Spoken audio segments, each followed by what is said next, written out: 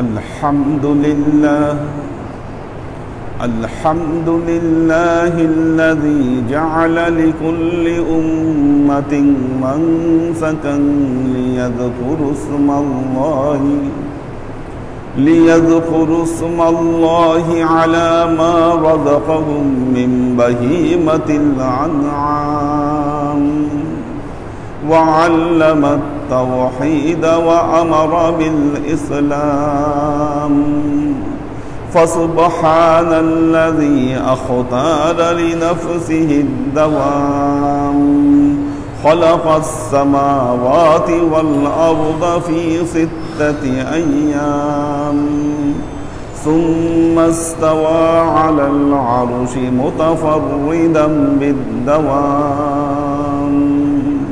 فأحمده وأشكره وأعبد له سرا والإعلان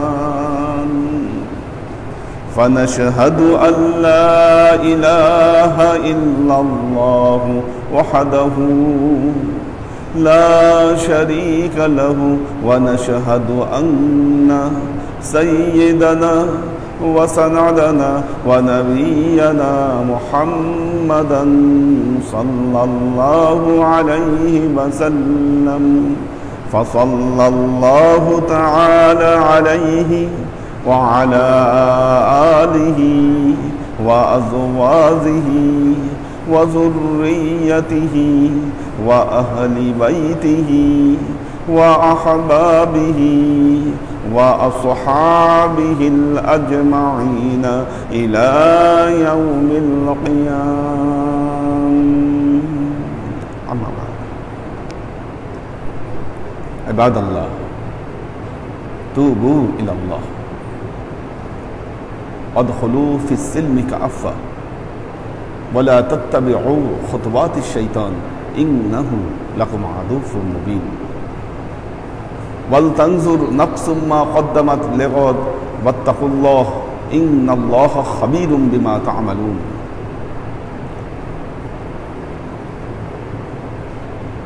عباد الله واذكروا الله كما قال الله تعالى في كلامه المجيد فاذكروني أذكركم واشكروا لي ولا تكفرون. وقال تعالى قد أفلح من تزكى وذكر اسم ربه فصلى. وقال تعالى إن الصلاة تنهى عن الفحشاء والمنكر ولذكر الله أكبر.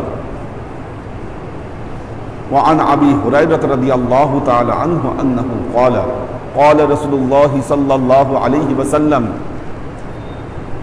أنا عند ظن عبدي بي أنا عند ظن عبدي بي فإذا ذكرتني في نفسي ذكرته في نفسي وإذا ذكرتني في ملأ ذكرته في ملأ خير منه وإذا تقربني شبرة تقربه ذراعا وإذا تقربني ذراعا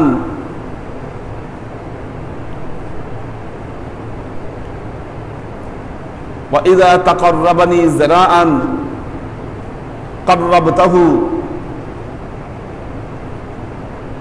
باعا وإذا آتيتني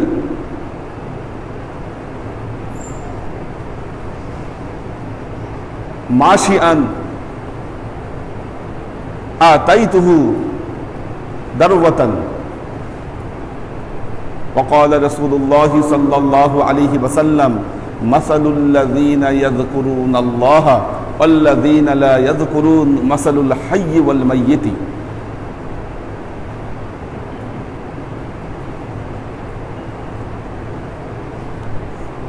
وقال الله تعالى في كلامه المجيد وفرقانه الحميد واذكر ربك في نفسك تضرعا وخيفة دون الجهر من القول বিল-গুদুব্বি ওয়াল-আসাল ওয়া লা তাকুন মিনাল গাফিলিন।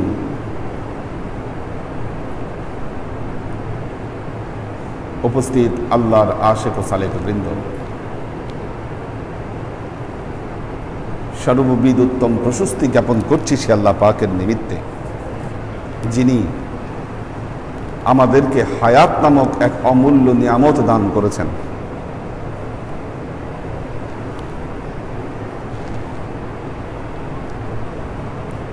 এই পৃথিবীতে আল্লাহ মানুষের সামনে দুটো পথকে উন্মুক্ত করে দিয়েছেন। আল্লাহ বলছেন ফাআলহামাহা ফুজুরাহা ওয়া তাকওয়াহা।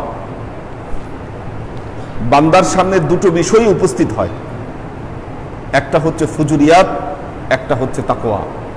দুটোই আল্লাহ বান্দার সামনে দিয়ে থাকেন। এই পৃথিবীতে মানুষের পাপ করারও সুযোগ আছে, এই পৃথিবীতে মানুষের পূর্ণ কাজ করারও সুযোগ আছে। আল্লাহ দুই সুযোগ বান্দার কাছে উন্মুক্ত করে দেন। আপনি চাইলে পাপ করতে পারবেন এই পৃথিবীতে, এই সুযোগ আপনার আছে। কি এটা কোরআনে আল্লাহ বলছেন ফাআলহামাহা ফুজুরাহা ওয়া তাকওয়াহা। ফুজুরিয়াত এবং তাকওয়া দুটোই বান্দার সামনে আমি উপস্থাপন করেছি। আমাদের সমাজে পাপ করা খুব কঠিন কাজ না, আপনি চাইলেই করতে পারবেন।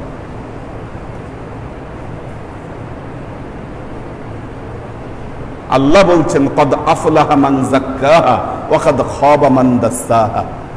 যে ব্যক্তি তাকওয়ার পথকে অবলম্বন করবে সেই সফল হবে, আর যে ব্যক্তি খারাপের পথকে অবলম্বন করবে সে ধ্বংসপ্রাপ্ত হবে। পাপের দিকে যে ধাবিত হবে, পাপের রাস্তায় যে হাঁটবে সে ধ্বংসপ্রাপ্ত হবে, আর পুণ্যের রাস্তায় যে হাঁটবে সে সফল কাম হবে। আল্লাহ তাআলা কোরআনে পাকে এই ঘোষণা দিচ্ছেন। কিন্তু দেখুন, আমরা সব সময় পুণ্যের পথে অবিচল থাকতে পারি না, কারণ শয়তান প্রতি মুহূর্তে আমাদেরকে ধোঁকা দিয়ে যাচ্ছে। আল্লাহ যখন শয়তানকে অভিশপ্ত ঘোষণা করলেন এবং বললেন যে শয়তান তুমি বিতাড়িত আজকে থেকে, শয়তান আল্লাহর কাছে বলল রব্বি আনজিরনি, হে আল্লাহ আপনি আমাকে আপনার এই জগৎ থেকে বিতাড়িত করে দিচ্ছেন, আমাকে খালি হাতে আপনি বিদায় করেন না, আমি আপনার কাছে কিছু জিনিস চাই। রব্বি আনজিরনি, আল্লাহ আপনি আমাকে কিছু সুযোগ দেন। আল্লাহ বললেন ফাইন্নাকা মিনাল মুনজারিন, শয়তান তুমি যা চাইলা আমি তোমাকে সব দিলাম। ফাইন্নাকা মিনাল মুনজারিন, যা চাইছে সব দিয়ে দিছে আল্লাহ শয়তানকে। এখন দেখেন, আল্লাহর এই ক্ষমতা পেয়ে শয়তান, এখন শয়তানের আল্লাহ ক্ষমতা দিয়ে দিয়েছে, শয়তান চাইলে কাউকে প্রভাব দিতে পারে, প্রতিপত্তি দিতে পারে, যশ খ্যাতি সব এনে দিতে পারে। এই পৃথিবীতে কিছু মানুষ শয়তানের সরাসরি বন্দিগি করে, এই কারণে শয়তানের ইবাদত বন্দিগি করে তারা, নাউজুবিল্লাহ। আল্লাহ শয়তানকে এই ক্ষমতা দিয়ে দিয়েছে এবং ওই ক্ষমতা দিয়ে আমাদেরকে শয়তান ধোঁকা দিচ্ছে। হ্যাঁ, যখন পাইল শয়তান আল্লাহকে বলল লা উগাইয়িয়ান্নাহুম আজমাইন, আল্লাহ তুমি আমাকে যে ক্ষমতা দিয়েছো এই ক্ষমতার বলে আমি এই উম্মতকে ধোঁকা দিয়ে যাব আজীবন, আমি ধোঁকা দিব তোমার এই বান্দাদেরকে। আল্লাহ বললেন ইল্লা ইবাদিনাস সালিহিন, হে শয়তান তুমি ধোঁকা দিতে পারবা ঠিক আছে, কিন্তু আমার সালেহীন বান্দা, আমার নেককার বান্দা যারা আছে তাদেরকে তুমি কখনোই ধোঁকা দিতে পারবা না। ইল্লা ইবাদিনাস সালিহিন। আল্লাহর আশিক ও সালেক বৃন্দ, দেখেন বাস্তবিক কথা হচ্ছে এই পৃথিবীতে এসে আমরা বহু মানুষ শয়তানের ধোঁকায় আমরা পড়ে যাচ্ছি, শয়তানের কাছে আমাদের রুহুকে আমরা বিক্রি করে দিয়ে রাখছি। প্রবলেমটা কোথায়? আমাদের রুহু আমরা বিক্রি করে দিচ্ছি শয়তানের কাছে। কারণ শয়তান আমাকে ধোঁকা দিয়ে এটা বুঝাইছে যে তুমি যদি, তোমার দেহ তো তোমার ভেতরেই থাকতেছে, তোমার দেহ তো আমি নিচ্ছি না, তুমি তোমার রুহুটা তুমি আমার কাছে দিয়ে রাখো, তোমার মনটা তুমি আমার কাছে দিয়ে রাখো। আমরা শয়তানের ধোঁকায় পড়ে আমাদের সমস্ত অস্তিত্ব আমরা শয়তানের হাতে সমর্পণ করে দিছি। এজন্য বহু মানুষ আছে দেখবেন নামাজ পড়তেছে, ইবাদত বন্দিগি করছে, সুন্নতি লেবাস ধারণ করছে, কিন্তু এর সাথে সাথে সে অন্যায় করছে, অবিচার করছে, দুর্নীতি করছে। কিভাবে সম্ভব? সম্ভব এই কারণে সে তার লেবাসকে পরিবর্তন করেছে, ঠিক আছে, মসজিদে আসা যাওয়া করেছে, ঠিক আছে, কিন্তু তার আত্মা তো সে দিয়ে রাখছে শয়তানের কাছে। এজন্য তার বন্দিগি, ইবাদত কিচ্ছু তার মধ্যে পরিবর্তন আনতে পারছে না। আল্লাহর আশিক ও সালেক বৃন্দ, এটা আমাদের জন্য মহা মুসিবতের ব্যাপার। একজন বান্দা ততক্ষণ পর্যন্ত আল্লাহর বান্দা হিসাবে এই পৃথিবীতে নিজেকে প্রমাণিত করতে পারবে না যতক্ষণ না পর্যন্ত শয়তানের কবল থেকে সে তার নিজেকে মুক্ত করতে পারবে। আমাদের সমস্যা, আমরা শয়তানের কবল থেকে নিজেকে মুক্ত করতে পারছি না। আল্লাহর আশিক ও সালেক বৃন্দ, এই জন্য কোরআনে আল্লাহ 3 ধরনের মানুষের কথা বলেছেন, 3 ধরনের নফসের কথা বলেছেন। প্রথম নফস হচ্ছে নফসে আম্মারা। সূরা ইউসুফের মধ্যে আল্লাহ দেখেন, হযরত ইউসুফ আলাইহিস সালাম বলছেন, ওমা উবাররিউ নাফসি ইন্নান নাফসা লাআম্মারাতুম বিসসু। হযরত ইউসুফের মতো একটা নবী, তিনি আল্লাহর কাছে আরজ করছেন, ওমা উবাররিউ নাফসি, হে আল্লাহ, আমি তো আমার নফসকে পবিত্র করতে পারলাম না। কেন? ইন্নান নাফসা লাআম্মারাতুম বিসসু, কারণ আমার নফস নফসে আম্মারা হয়ে আছে। সাধারণ মানুষের নফস হলো নফসে আম্মারা, যেই নফসে আম্মারা পাপের দিকে মানুষকে ধাবিত করে। একটা জিনিস খেয়াল করবেন, যে জিনিস আপনার জন্য নিষিদ্ধ সেই জিনিসে মানুষের আগ্রহ বেশি। যখন যেটা নিষেধ করে দেওয়া হয় তখন সেটার প্রতি মানুষের আগ্রহ বেড়ে যায়। দেখবেন যারা ডায়াবেটিকের রোগী তাদের চিনি খাওয়ার প্রতি আগ্রহ বেশি সাধারণ মানুষের চাইতে। সাধারণ মানুষ মিষ্টি দেখলে খাইতে মন চায় না, কিন্তু ডায়াবেটিকের রোগী যারা, চিনি দেখলেই তাদের খাইতে ইচ্ছা করে। নিষেধ করে দিছে। গরুর গোস্ত, যারা হার্টের রোগী, ডাক্তার নিষেধ করে দেয়। সাধারণ মানুষ এই দেখবেন তাদের যতটুকু আগ্রহ, যারা রোগী তাদের আগ্রহ তার চাইতে বেশি। যে জিনিস নিষিদ্ধ করে দেওয়া হয় মানুষ সেটার প্রতি সে ইন্টারেস্ট পায়। আজব ব্যাপার মানুষের, কারণ আল্লাহ তার ভেতরে এই নফসে আম্মারা দিয়ে রাখছে। এর দ্বিতীয় প্রকার নফস যেটা, সেই নফস হচ্ছে নফসে লাওয়ামা। আল্লাহ কোরআনে বলছেন, লা উকসিমু বিন নাফসিল লাওয়ামা, আমি নফসে লাওয়ামার কসম করে বলছি। লাওয়ামা শব্দের অর্থ হলো ভৎসনা করা, শাসন করা। নফসে আম্মারার পরবর্তী স্টেজের মানুষ যারা, তারা হচ্ছে নফসে লাওয়ামার অধিকারী। অর্থাৎ সে তার নফসকে ভৎসনা করে, সে তার নফসকে শাসন করে, সে শয়তানের কবল থেকে নিজেকে মুক্ত করার চেষ্টা করতেছে। ওই ব্যক্তি, সে হলো নফসে লাওয়ামার অধিকারী। আর সর্বোত্তম যে নফস, ওলিয়া উলিয়াদের নফস যে নফস, আল্লাহর পেয়ারা বান্দাদের নফস যে নফস, সেই নফসের নাম হচ্ছে নফসে মুতমাইন্না। আল্লাহ তার কালামে পাকে বলেছেন, ইয়া আইয়াতুহান নাফসুল মুতমাইন্না ইরজিই ইলা রাব্বিকি রাদিয়াতাম মারদিয়াহ ফাদখুলি ফি ইবাদি ওয়াদখুলি জান্নাতি। যে ব্যক্তি নফসে মুতমাইন্নার অধিকারী হতে পারলো, যে ব্যক্তি নফসে মুতমাইন্নার অধিকারী হতে পারলো, সেই ব্যক্তি সফল কাম হয়ে গেল। আল্লাহর আশিক ও সালেক বৃন্দ, কাজেই নফসে আম্মারা থেকে যদি নফসে লাওয়ামায় আমাদেরকে নিয়ে যেতে হয়, প্রত্যেক বান্দার জন্য 3টা কর্তব্য। 3টা কর্তব্য দেখুন। নাম্বার 1, তার জীবনে একজন মুর্শিদ দরকার আছে, একজন হেদায়েতকারী তার জীবনে প্রয়োজন।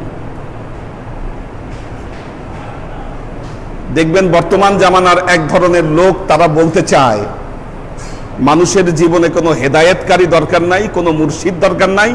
বলতেছে কোরআন আছে, হাদিস আছে, কোরআন হাদিস পড়ো, পড়লেই তুমি মুক্তি পেয়ে যাবা। কি এটা কমন কথা। বলতেছে কোরআন হাদিস আছে, কোরআন হাদিস অনুযায়ী পথ চলো, তোমার আর কিচ্ছু করা লাগবে না, তুমি মুক্তি পেয়ে যাবা। আচ্ছা, কিছু উদাহরণ দেই। দেখুন, বাংলাদেশে যে কওমি মাদ্রাসাগুলো আছে, এটা 2019 সালের রিপোর্ট অনুযায়ী, 2019 সালের রিপোর্ট অনুযায়ী কওমি মাদ্রাসায় যে বাচ্চাগুলো পড়ে, তাদের মধ্যে প্রায় 250টা রেপ কেসের ঘটনা ঘটছে, শিশু নির্যাতন সেখানে ঘটেছে। মাদ্রাসার শিক্ষক যারা ছাত্রদেরকে রেপ করেছে।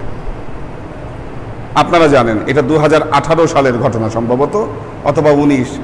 সোনাগাজীতে, নোয়াখালীর সোনাগাজী, এটা 2018 সালের ঘটনা সম্ভবত। সোনাগাজীতে মাদ্রাসার অধ্যক্ষ যিনি প্রিন্সিপাল, তিনি তার এক ছাত্রীকে রেপ করছেন। রেপ করার ফলে সে যখন মামলা করছে, মামলা করার ফলে সে তার ছাত্রদেরকে ডাকাই নিয়ে ওই ছাত্রীকে ডেকে এনে আগুনে পোড়ায় মারছে তাকে। কি, যিনি মাদ্রাসার প্রিন্সিপাল, মাদ্রাসার অধ্যক্ষ, তিনি কোরআন হাদিসে পণ্ডিত, তিনি নিজে পড়েন কোরআন হাদিস, তিনি তার ছাত্রদেরকে নিজে পড়ান কোরআন হাদিস, তারপরেও তার দ্বারা এরকম কারবার কিভাবে ঘটলো, কিভাবে পসিবল? তার কারণ হচ্ছে কোরআন হাদিস পড়েছেন ঠিকই, কিন্তু ওই যে আত্মা শয়তানের কাছে বিক্রি করে দিয়ে রাখছেন। কি না তিনি নিজে হেদায়েত নিতে পারছেন, না মানুষকে তিনি হেদায়েত দিতে পেরেছেন। এই যে মাদ্রাসাগুলোতে এই ধরনের ঘটনা কেন ঘটছে, তার কারণ হলো তারা কোরআন হাদিস পড়ছেন ঠিকই, কিন্তু আত্মা দখলে নিয়েছে শয়তান। আল্লাহর আশিক ও সালেক বৃন্দ, এই অবস্থা থেকে মুক্তির জন্য এই কারণে আপনার জীবনে একজন হেদায়েতকারী প্রয়োজন। মনে রাখবেন, একজন হেদায়েতকারী ছাড়া আপনার নফসকে, নফসে আম্মারা থেকে নফসে মুতমাইন্নার পর্যায়ে কখনো আপনি নিতে সক্ষম হবেন না। দ্বিতীয়ত হচ্ছে বায়াত দরকার, সংকল্প দরকার। অকাল রাসূলুল্লাহ সাল্লাল্লাহু আলাইহি ওয়াসাল্লাম আকবারুল জিহাদ আল জিহাদু মা নাফসিহি। আল্লাহর নবী বলেছেন সর্বোত্তম জিহাদ হচ্ছে মানুষের সবচেয়ে বড় জিহাদ। আকবরুল জিহাদ, সবচেয়ে বড় জিহাদ হচ্ছে মানুষের নিজের নফসের সাথে জিহাদ করা। অর্থাৎ এই যে নফসের অবস্থা পরিবর্তনের জন্য যে যুদ্ধ, এই যুদ্ধ তো শয়তানের সাথে আপনার যুদ্ধ। এই যুদ্ধ হচ্ছে জীবনের সবচাইতে বড় জিহাদ। এর চাইতে বড় জিহাদ হতে পারে না। দেখেন শয়তান এইটাকে কিভাবে মিস ইন্টারপ্রেট করে মানুষের ঘাড়ে সাবার হয়ে কি অনেক নিরীহ মানুষকে জিহাদের নামে মেরে ফেলছে। দুনিয়াতে বহু নিরীহ মানুষকে জিহাদের নামে হত্যা করছে, কারণ জিহাদকে তারা মিস ইন্টারপ্রেট করেছে এখানে। কাজী আল্লাহর আশিক ও সালেক বৃন্দ, আপনার নফসের অবস্থা পরিবর্তনের জন্য আপনার বায়াত প্রয়োজন। 3 নম্বর হচ্ছে আল্লাহর জিকির আপনার প্রয়োজন। আল্লাহর জিকির ছাড়া, অধিক জিকির ছাড়া আপনি আপনার এই অবস্থাকে কোনোদিন পরিবর্তন করতে পারবেন না। কারণ আল্লাহ তাআলা তার কালামে পাকে বলছেন, আলা বিযিকরিল্লাহি তাতমাইন্নুল কুলুব। নিশ্চয়ই আল্লাহর জিকিরই পারে মানুষের নফসকে, মানুষের কলকে মুতমাইন্নার পর্যায়ে নিয়ে যেতে। কাজী আল্লাহর আশিক ও সালেক বৃন্দ, সর্বক্ষণ আল্লাহর জিকিরে লিপ্ত হন। দেখুন এক সময় আমাদের বাংলাদেশে মুসল্লিরা কি তারা অধিক অধিক আল্লাহর জিকির করত। এখন এই আলেমদের ঘাড়ে শয়তান সওয়ার হওয়ার কারণে মসজিদগুলো দেখবেন বিশৃঙ্খলায় ভরে গেছে। কিসের আল্লাহর জিকির, কিসের আজকার? এরা আজকে মুসলমানরা তর্কাতর্কি নিয়ে ব্যস্ত, মাসলা মাসাইল নিয়ে তারা তর্কাতর্কি করতে পছন্দ করে, নিজেদের মধ্যে ইখতিলাফ করতে তারা পছন্দ করে। কি নামাজের পর মুনাজাত করবে কি করবে না এটা নিয়ে ইখতিলাফ, মিলাদ দাঁড়ায় পড়বে না বসে পড়বে এটা নিয়ে ইখতিলাফ, জিকির জোরে করবে না আস্তে করবে এটা নিয়ে ইখতিলাফ, আমিন জোরে বলবে না আস্তে বলবে এটা নিয়ে ইখতিলাফ, নামাজের মধ্যে হাত কোন জায়গায় বাঁধবে এটা নিয়ে ইখতিলাফ, শবে বরাত করবে কি করবে না এটা নিয়ে ইখতিলাফ। কি যত আছে দেখবেন ফিতনা ফাসাদ মসজিদগুলোতে ভরে গেছে। তার কারণ কি জানেন?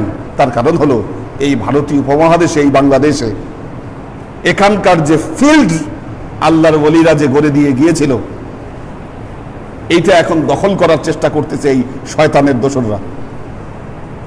মানুষকে ইবাদত বন্দেগীর তালকিন না দিয়ে কিভাবে তাদেরকে ফিতনা ফাসাদের মধ্যে ঢুকাই দিবে এই ব্যবস্থা করে ফেলছে তারা।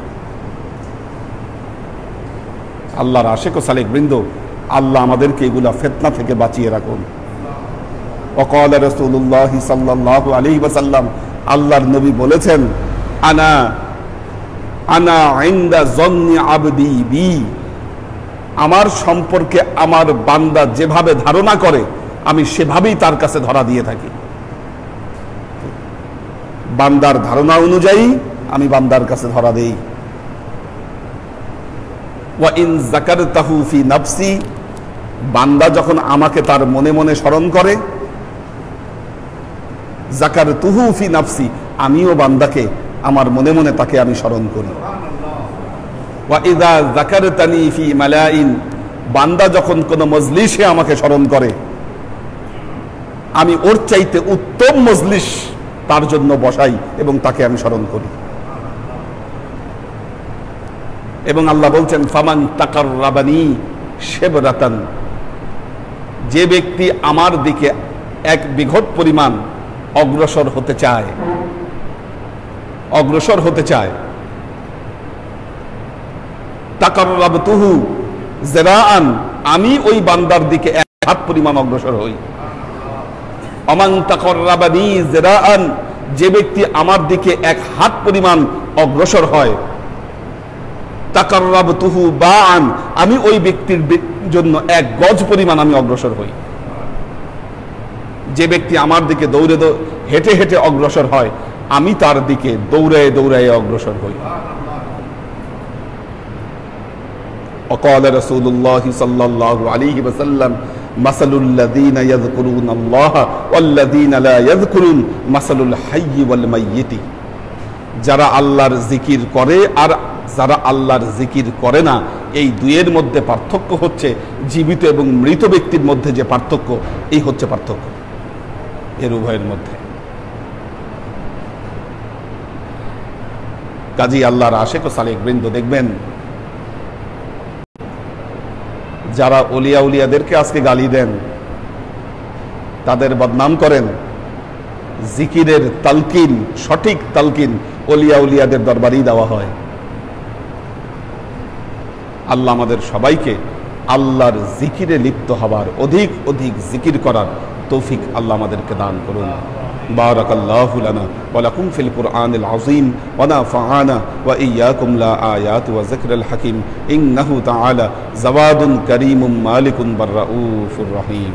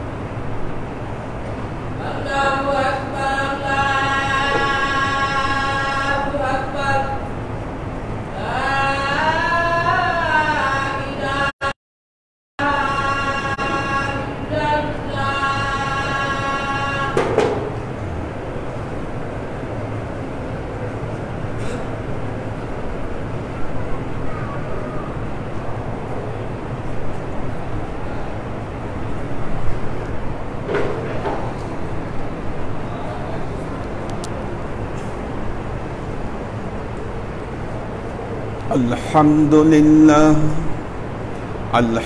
لله الذي جعل لكل أمة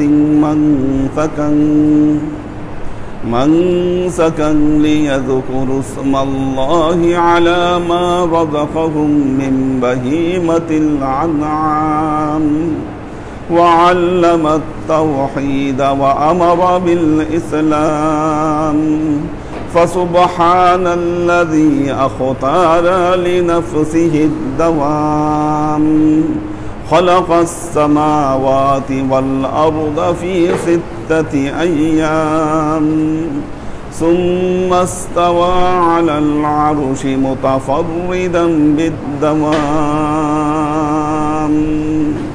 فأحمده وأشكره وأعبد له سرا والإعلان فنشهد أن لا إله إلا الله وحده لا شريك له ونشهد أن سيدنا وسندنا ونبينا محمدا صلى الله عليه وسلم فصلى الله تعالى عليه وعلى آله وأزواجه وذريته وأهل بيته وأحبابه وأصحابه الأجمعين إلى يوم القيامة. أما بعد عباد الله توبوا إلى الله وادخلوا في السلم كافة ولا تتبعوا خطوات الشيطان إنه لكم عدو مبين ولتنظر نفس ما قدمت لغد واتقوا الله إن الله خبير بما تعملون. عباد الله واذكروا الله ذكرا كثيرا فاعتعظوا بنصيحتي كما أخبركم الآن بخطبتي.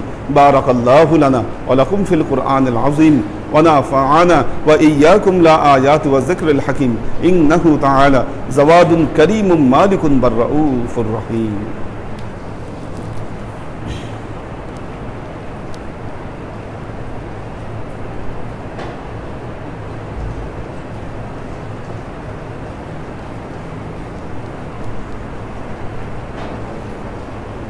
الحمد لله نحمده ونستعينه ونستغفره ونؤمن به ونتوكل عليه ونعوذ بالله من شرور أنفسنا ومن سيئات أعمالنا من يهد الله فهو المهتدي ومن يضلل فلن تجد له وليا مرشدا فنشهد أن لا إله إلا الله وحده لا شريك له ونشهد أن سيدنا وسندنا ونبينا محمدا صلى الله عليه وسلم الذي أرسله الله بالحق بشيرا ونذيرا وداعيا إلى الله بإذنه وسراجا منيرا. وقال تعالى إن الله وملائكته يصلون على النبي يا أيها الذين آمنوا صلوا عليه وسلموا تسليما. اللهم صل على محمد وعلى آل محمد كما صليت على إبراهيم وعلى آل إبراهيم إنك حميد مجيد. اللهم بارك على محمد وعلى آل محمد كما باركت على إبراهيم وعلى آل إبراهيم إنك حميد مجيد. اللهم صل وسلم ورحم وبارك على سيدنا ونبينا وشفيعنا وحبيبنا وقرة أعيننا محمد صلى الله عليه وسلم وعلى آله وأزواجه وذرياته وأهل بيته وأحبابه وأصحابه الأجمعين إلى يوم القيامة. خصوصا على صاحب الصدق عامل المؤمنين أبي بكر الصديق رضي الله تعالى عنه وعلى صاحب العدل والإحسان عامل المؤمنين عمر بن الخطاب رضي الله تعالى عنه وعلى صاحب الحياء والإيقان عامل المؤمنين عثمان بن عفان رضي الله تعالى عنه وعلى صاحب الحلم والعلم والعرفان عامل المؤمنين علي بن أبي طالب رضي الله تعالى عنه وعلى تمام العشرة المبشرات والتابعين والتابعين المهديين اللهم اهد أئمة المسلمين إلى سنة رسول الله صلى الله عليه وسلم اللهم اغفر أئمة المسلمين مغفرة ظاهرة وباطنة اللهم أعز الإسلام والمسلمين اللهم أت أئمة المسلمين فلاحا عظيما اللهم انصر من نصر دين محمد صلى الله عليه وسلم واجعلنا منهم وخذل من خذل دين محمد صلى الله عليه وسلم ولا تجعلنا منهم تعدلوا عباد الله رحمكم الله إن الله يأمركم بالعدل والإحسان وإيتاء ذي القربى وينهى عن الفحشاء والمنكر والبغي يعظكم لعلكم تذكرون فاذكروني أذكركم واشكروا لي ولا تكفرون